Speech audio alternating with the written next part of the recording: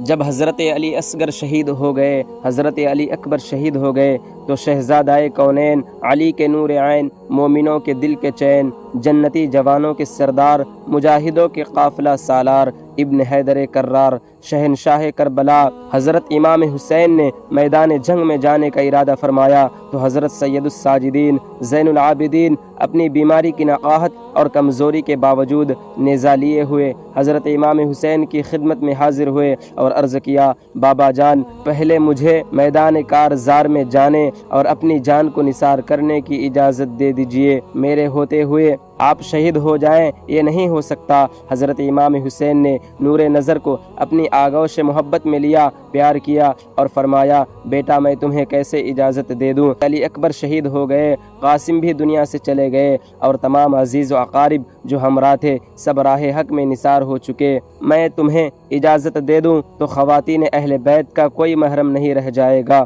اور فرمایا، میرے پیارے بیٹے، تمہیں زندہ رہنا ہے، تمہیں شہید نہیں ہونا ہے۔ میرے نانا اور بابا کی جو امانتیں میرے پاس ہیں وہ کس کے سپرد کی جائے گی؟ میرے لخت جگر، یہ ساری امید تمہاری ذات سے وابستہ ہے۔ دیکھو میری طرح صبر و استقامت سے رہنا اور راہ حق میں ہر آنے والی تکلیف و مصیبت کو برداشت کرنا اور ہر حال میں اپنے نانا جان علیہ السلام کی شریعت اور ان کی سنت کی پیروی کرنا۔ پھر حضرت امام حسین نے نصیحت کی اور ان کو تمام ذمہ داریوں کا حامل کیا اور اپنا عمامہ مبارک اتار کر ان کے سر پر رکھ دیا اور انہیں بستر علالت میں لٹا دیا۔ اب حضرت امام حسین خیمہ میں تشریف لائے، صندوق کھولا، قباہ مصری زیب تن فرمائی اور تبرکات میں سے اپنے جد امجد حضور صلی اللہ تعالی علیہ وسلم کا عمامہ مبارک سر پر باندھا، سید الشہداء حضرت امیر حمزہ کی ڈھال پشت پر رکھی، شیر خدا کی تلوار ذوالفقار گلے میں حمائل کی اور جعفر طیار کا نیزہ ہاتھ میں لیا۔ اس طرح تاجدار کربلا پے کرے صبر و رضا سب کچھ راہ حق میں قربان کرنے کے بعد اب اپنی جان نظر کرنے کے لیے تیار ہو گئے۔ بیویوں نے جب اس منظر کو دیکھا تو ان کے چہروں کے رنگ اڑ گئے اور آنکھوں سے موتی ٹپکنے لگے۔ سیدہ زینب نے آنسو بہاتے ہوئے کہا، پیارے بھیا، آپ کی ازواج نے درد میں ڈوبی ہوئی آواز سے کہا۔ ہمارے سرتاج حضرت سکینہ نے روتے ہوئے کہا، بابا جان کہاں جا رہے ہو؟ اس جنگل میں ہمیں کس کے سپرد کر کے جا رہے ہو؟ جن درندوں نے ننھے علی اصغر پر رحم نہیں کھایا اور ہمارے ساتھ کیا سلوک کریں گے؟ حضرت امام حسین نے فرمایا، تم لوگوں کا اللہ محافظ و نگہبان ہے۔ پھر آپ نے تمام اہل خیمہ کو صبر و شکر کی وصیت فرمائی اور پھر دشمنوں کے سامنے پہنچ گئے۔ کئی دن کے بھوکے پیاسے ہیں اور بیٹوں، بھائیوں، بھتیجوں اور جانثار ساتھیوں کے غم سے نڈھال ہیں، اس کے باوجود پہاڑوں کی طرح جمی ہوئی فوجوں کے مقابلہ میں شیر کی طرح ڈٹ کر کھڑے ہو گئے اور فرمایا، اے لوگو، تم جس رسول کا کلمہ پڑھتے ہو اسی رسول کا ارشاد ہے کہ جس نے حسن و حسین سے دشمنی کی اس نے مجھ سے دشمنی کی، تو اے یزیدیو، اللہ سے ڈرو اور میری دشمنی سے باز آؤ۔ اگر خدا اور رسول پر واقعی ایمان رکھتے ہو تو سوچو اس خدائے شہید و بصیر کو کیا جواب دو گے اور رسول کریم صلی اللہ تعالی علیہ وسلم کو کیا منہ دکھاؤ گے؟ بے وفاؤ، تم نے مجھے خط بھیج کر بلایا اور جب میں یہاں آیا تو تم نے میرے ساتھ ایسا برا سلوک کیا کہ مظالم کی انتہا کر دی۔ ظالموں، تم نے میرے بیٹوں، بھائیوں اور بھتیجوں کو خاک و خون میں تڑپایا، چمن زہرا کے پھولوں کو کاٹ ڈالا، میرے تمام ساتھیوں کو شہید کر دیا اور اب میرے خون کے پیاسے ہو۔ اپنے رسول کا گھر ویران کرنے والوں، اگر قیامت پر ایمان رکھتے ہو تو اپنے انجام پر غور کرو اور اپنی عاقبت پر نظر ڈالو، پھر یہ سوچو کہ میں کون ہوں،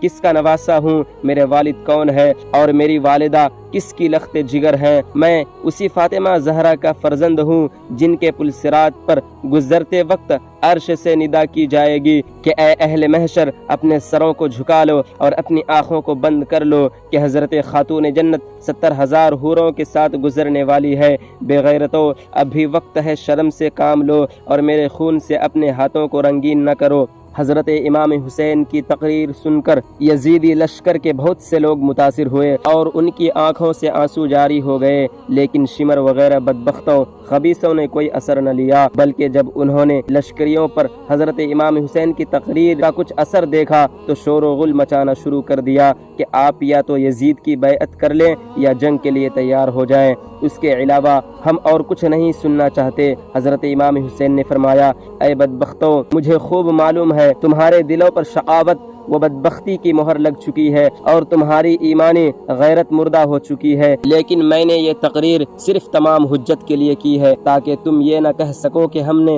حق اور امام حق کو نہیں پہچانا تھا۔ الحمدللہ میں نے تمہارا یہ عذر ختم کر دیا۔ اب رہا یزید پلید کی بیعت کا سوال، تو یہ مجھ سے ہرگز نہیں ہو سکتا کہ میں باطل کے سامنے سر جھکا دوں۔ حضرت امام حسین نے جب دیکھا کہ یہ بدبخت میرے قتل کا وبال اپنی گردن پر ضرور لیں گے اور میرے خون بہانے سے قطعاً باز نہیں آئیں گے، تو آپ نے فرمایا، اب تم لوگ جو ارادہ رکھتے ہو پورا کرو اور جسے میرے مقابلہ کے لیے بھیجنا چاہتے ہو بھیجو۔ بڑے بڑے مشہور اور بہادر جو شیر خدا کے شیر سے مقابلہ کے لیے محفوظ رکھے گئے تھے، ان میں سے ابن سعد نے سب سے پہلے تمیم بن قحطبہ کو حضرت امام سے جنگ کرنے کے لیے بھیجا، جو ملک شام کا نامی گرامی پہلوان تھا۔ وہ غرور بھاری ہاتھی کی طرح جھومتا ہوا اور اپنی بہادری کی ڈنگیں مارتا ہوا حضرت کے سامنے آیا اور آتے ہی امام پاک پر حملہ کرنا چاہا۔ ابھی اس کا ہاتھ اٹھا ہی تھا کہ شیر خدا کے شیر نے ذوالفقار حیدری سے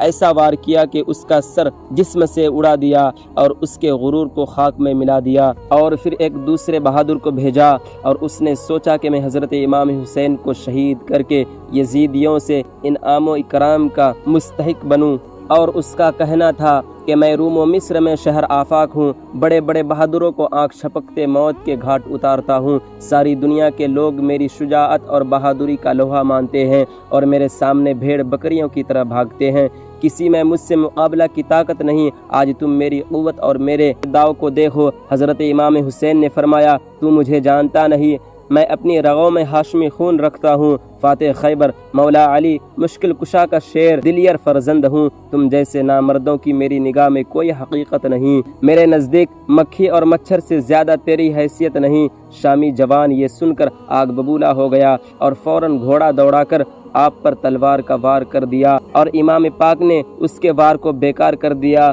اور پھر جھپٹ کر اس کی کمر پر ایسی تلوار ماری کہ وہ ککڑی کھیرے کی طرح کٹ کر گر گیا۔ بدر بن سہیل یمنی اس منظر کو دیکھ کر غصہ سے پیلا ہو گیا اور ابن سعد سے کہا، تم نے کن گواروں کو حسین کے مقابلے میں بھیج دیا جو دو ہاتھ جم کر مقابلہ نہیں کر سکے؟ میرے چاروں بیٹوں میں سے کسی ایک کو بھیجو، پھر دیکھ ابھی منٹوں سیکنڈوں میں حسین کا سر کاٹ لاتے ہیں۔ ابن سعد نے اس کے بڑے بیٹے کو اشارہ کیا، گھوڑا دوڑاتا ہوا امام پاک کے سامنے پہنچ گیا۔ حضرت امام حسین نے فرمایا، بہتر ہوتا کہ تیرا باپ مقابلہ میں آتا، وہ تجھے خاک و خون میں تڑپتا ہوا نہ دیکھتا۔ پھر حضرت امام حسین ذوالفقار حیدری سے ایک ہی وار میں اس کا کام تمام کر کے جہنم میں پہنچا دیا۔ جب اس کے باپ نے اپنے مشہور شہ سوار بیٹے کو اس طرح ذلت و رسوائی کے ساتھ قتل ہوتا دیکھا تو غصے سے آگ ببولا ہو گیا اور گھوڑا دوڑا کر حضرت امام حسین کے سامنے آیا اور آتے ہی نیزہ سے وار کیا۔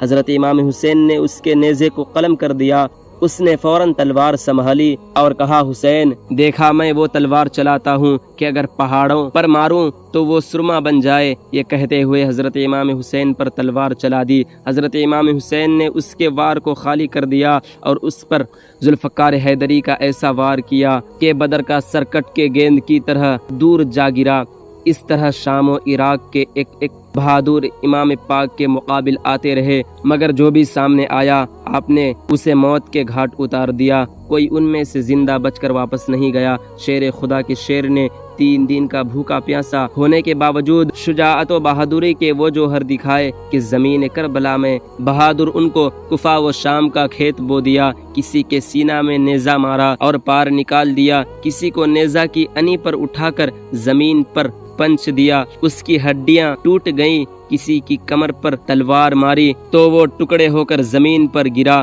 کسی کی گردن پر ذوالفقار حیدری چلائی تو اس کا سر بیل کی طرح لڑکتا ہوا چلا گیا، اور کسی کے سر پر تلوار آبدار ماری تو وہ زمین تک کٹ گیا۔ غرض یہ کہ حضرت امام پاک نے یزیدیوں کی لاشوں کا انبار لگا دیا، خونوں سے کربلا کے پیاسے ریگستانوں کو سیراب کر دیا، بڑے بڑے بہادروں کو جہنم پہنچا دیا۔ آپ کی ہیبت و شجاعت سے دشمنوں کے دل تھرا گئے، بڑے بڑے مغروروں کے چھکے چھوٹ گئے، دشمنوں کے لشکر میں شور برپا ہو گیا کہ جنگ کا یہی انداز رہا تو ہماری جماعت کا ایک سپاہی بھی نہیں بچ سکے گا، سب کی عورتیں بیوہ ہو جائے گی اور سارے بچے یتیم ہو جائیں گے، لہٰذا اب موقع مت دو اور چاروں طرف سے گھیر کر ایک بارگی حملہ کرو۔ ابن سعد کو جب اس طرح کی جنگ میں کامیابی کی امید نظر آئی تو اس نے حکم دیا کہ چاروں طرف سے تیر برسا دیا جائے اور جب خوب زخمی ہو جائے تب نیزوں سے حملہ کر دیا جائے۔ تیر اندازوں نے آپ کو چاروں طرف سے گھیر لیا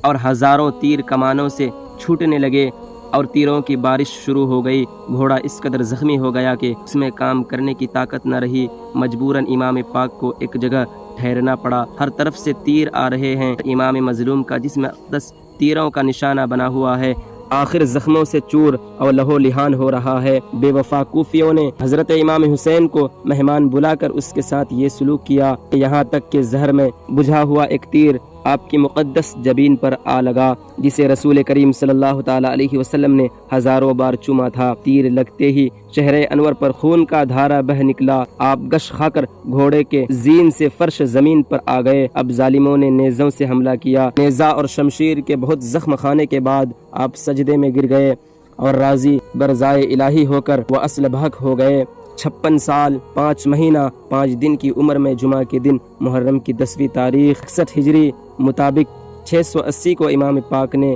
اس دار فانی سے شہید ہو گئے۔ انا للہ و انا الیہ راجعون۔